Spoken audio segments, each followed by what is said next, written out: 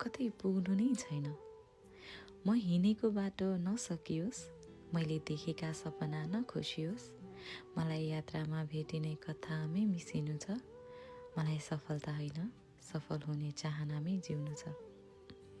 मलाई म आफ्नै बन्नु छ, कुनै दिन आँगनमा बसी आफ्नै सफलताहरू गन्नु छ। गन्तव्यमा पुग्न कुनै हतार मलाई होइन, सफलता के हो भन्ने प्रश्नको उत्तर अहिले मसँग छैन। मलाई डाँडा माथिबाट आफ्नै यात्रा हेर्नु छ, बाटोमा भएका गलत गोरेटोलाई आफ्नै हातले फेर्नु छ।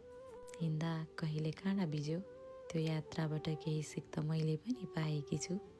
काँडामा हिँडेर फक्रिएकी हुँ म, अस्ताएको घाममा पनि बिहान बनी उदाएकी छु। कति सजिलै त्यहाँ पुगे भन्ने प्रश्न गर्ने धेरै आउँछन्। म जवाफमा भन्दा मेहनतमा विश्वास गर्छु। प्रश्न गर्नेले कुनै दिन आफै जवाफ पाउँछन्। फेरि मलाई त त्यो नदी जस्तै बग्नु छ, जसको कुनै अन्त्य छैन।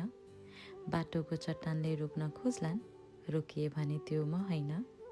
सहज त नहोला, सहज बाटो रोज्ने पनि त म होइन। मलाई अघि बढिराख्नु छ, तर कतै पुग्नु नै छैन।